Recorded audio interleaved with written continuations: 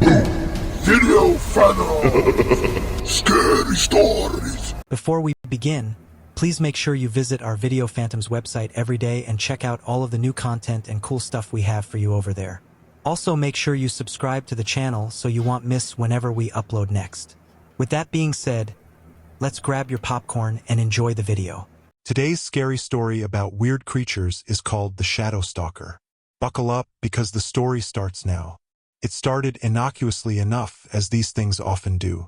I moved into a quaint old house in a small, sleepy town, eager to start fresh after a messy divorce.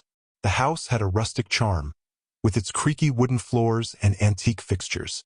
It felt like the perfect place to find myself again.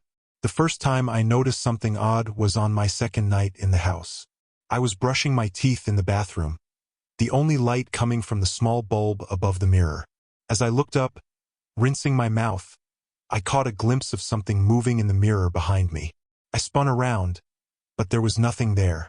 Just the empty hallway, dimly lit by the moonlight filtering through the window. I shrugged it off as my imagination playing tricks on me. After all, it was a new place, and my nerves were still a bit on edge from the move. But over the next few days, the feeling that something was off grew stronger. I started to notice it more frequently, a shadow that seemed to flit just out of sight whenever I looked into a mirror or a reflective surface. One evening, I decided to take a closer look.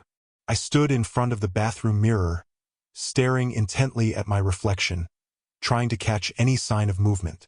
For a few minutes, there was nothing but my own face staring back at me, looking slightly foolish.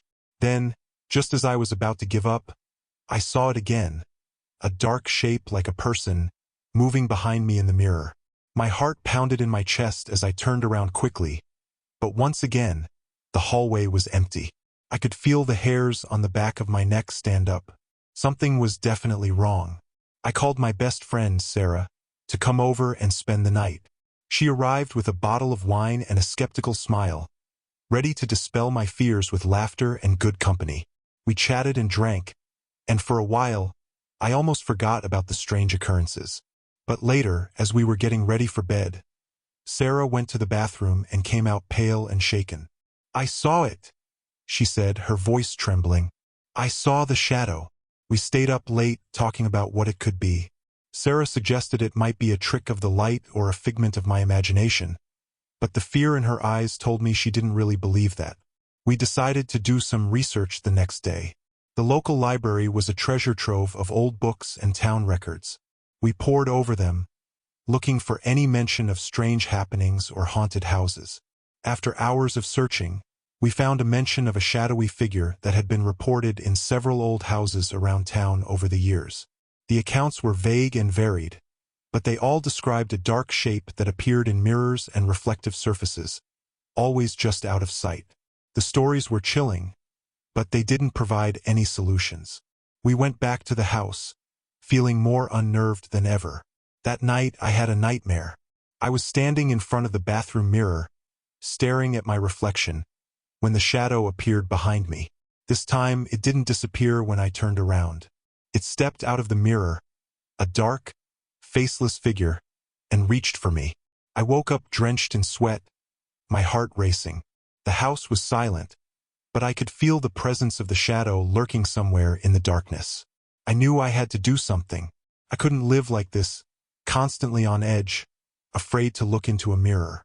The next day, I covered all the mirrors and reflective surfaces in the house with sheets and towels. It made the house feel eerie and claustrophobic, but at least I didn't have to see the shadow. For a few days, it seemed to work. The oppressive feeling of being watched lessened, and I started to feel a bit more at ease. But then, one night, as I was lying in bed, I heard a soft whisper. It was faint, almost indistinguishable from the rustling of the leaves outside, but it was there.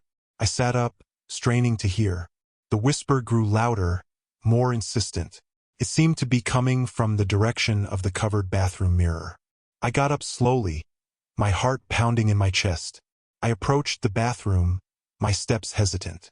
The whispering continued, a soft, unintelligible murmur. I reached out and slowly pulled the sheet off the mirror. There it was, the shadow standing right behind me in the reflection, its shape more distinct than ever. It was tall and humanoid, but completely featureless, like a silhouette cut out of the darkness itself. I turned around, but of course there was nothing there, just the empty bathroom. I backed away, my mind racing. The shadow was getting stronger, more real. I didn't know what it wanted or how to stop it. I decided to call in an expert. I found a local paranormal investigator, a woman named Lydia, who had a reputation for dealing with strange occurrences. She came over the next day, bringing with her an array of equipment and a no-nonsense attitude. Lydia spent hours examining the house, taking readings and making notes. Finally, she sat me down and told me what she had found. This entity, she said, is what's known as a shadow stalker. It's a type of spirit that feeds on fear and negative energy. It manifests in reflections because that's how it can interact with the physical world. How do I get rid of it? I asked, desperation creeping into my voice. Lydia looked thoughtful. It's not easy. Shadow stalkers are tenacious. They latch onto a person and feed off their fear. The more scared you are, the stronger it becomes. So I just have to stop being afraid? I asked incredulously. Essentially, yes, Lydia replied. But it's not just about not being afraid. You have to confront it. Show it that you're not going to let it control you. That night, I decided to face the shadow. I stood in front of the bathroom mirror, my heart pounding, and stared into my reflection. The shadow appeared almost immediately, looming behind me. I could feel its presence, cold and menacing. I'm not afraid of you, I said, my voice trembling. You don't control me. The shadow didn't move. It just stood there, watching. I repeated the words, louder and more confident each time. Slowly, I felt a change. The oppressive feeling began to lift, and the shadow seemed to waver, its form becoming less distinct. For the next few days, I continued to confront the shadow whenever it appeared. Each time, it seemed to grow weaker, its presence less menacing. Finally, one night, as I stood in front of the mirror, it didn't appear at all. The relief was overwhelming. But the ordeal wasn't over. I still felt its presence, lurking somewhere in the house, waiting for a moment of weakness. I knew I had to remain vigilant, to keep confronting my fear and not let it take hold again. Over time, the shadow's presence faded completely. The house felt lighter, more welcoming. I uncovered the mirrors and reflective surfaces, no longer afraid of what I might see. The experience had changed me. I was stronger, more resilient, and no longer a prisoner of my own fear. Sarah came over to visit, and we sat in the living room, reminiscing about the ordeal. She was amazed at the change in me, and I realized that the shadow had given me something valuable, a sense of strength and self-assurance I hadn't known I possessed. As the days turned into weeks and then months, the memory of the shadow stalker faded, becoming just another chapter in my life.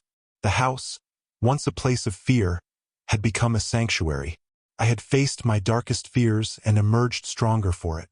But every now and then, late at night, I would catch a glimpse of a shadow out of the corner of my eye and remember. The shadow stalker had been real, a dark presence that fed on fear. And I had defeated it, not with force or magic, but with courage and determination. And in that victory, I had found myself again. It's been a year since the shadow stalker last appeared. Life in the quaint old house has settled into a peaceful rhythm. The town, with its quiet charm and friendly faces, feels like home now. I no longer jump at every creak of the floorboards or shiver at the whisper of the wind. The fear that once gripped me has faded, replaced by a sense of calm and resilience. But the memory of the shadow stalker is never far from my mind. It serves as a reminder of what I faced and overcame. I still keep in touch with Lydia, the paranormal investigator who helped me.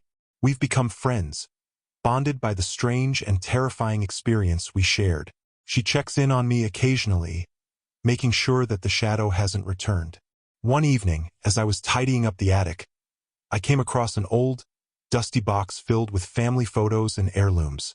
Among the items was an ornate hand mirror, its silver frame tarnished with age. I picked it up, turning it over in my hands, and felt a chill run down my spine. I hadn't seen this mirror before, and its sudden appearance felt ominous. Curious and a little apprehensive, I took the mirror downstairs and cleaned it, polishing the glass until it shone. I stood in front of it, holding my breath, half expecting the shadow to reappear. But the reflection showed only my own face, tired but unafraid. Still, the discovery of the mirror left me feeling uneasy. I decided to call Lydia and tell her about it. What happens next, you will have to find out in part 2 of the Shadow Stalker. Tell us your thoughts down below in the comments. And visit our website in the description or the first comment to get rewards daily. Stay safe until we see ya in the next one.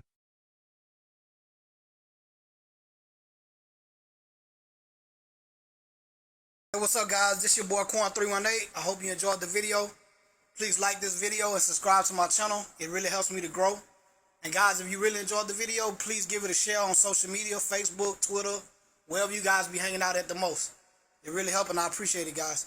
Also, my goal is to reach at least 1 million loyal subscribers over the next 5 years. Guys, I'm going to give it everything I got and go hard as I can. And hopefully it pays off for me, guys. And y'all going to be a big part of that. And as I grow, you guys will be rewarded for a lot of stuff for helping me participating. And as just a token of my appreciation, guys, the least I can do. Also, guys, make sure you go down in the video description and click the links. Visit all my websites. I put hella work into these websites, man. Getting them built up, jam-packed with content just for you guys. You know, we got videos. We got the hottest trending offers online. I'm talking about everything, guys. Everything from education, teaching you how to make $1,000 a day online. Like, man, guys, everything that you can think of is on there. So, guys, make sure you go over there, check it out. Click links, watch videos, do your thing, man. I really want you guys to enjoy. I worked hard on it, and I want you guys to really enjoy it, man. So, yeah. Also, guys, while you're down there in the description, make sure you go and check out my other channels. I got links to all of them down below. I worked hard on these channels, guys. I worked hard on my websites. I worked hard on everything for you guys. Make sure you join my Facebook groups. I got Facebook groups set up for every channel that I got, guys. I'm trying to go global, man. You feel me? It's the family, man. This Rich Phantoms, man. I want y'all to be part of Rich Phantoms. Y'all part of the family, man. This a mafia, you feel me? Going worldwide with this shit. But anyway, man, I love you guys. Y'all be blessed, stay safe, and I'll see you in the next one.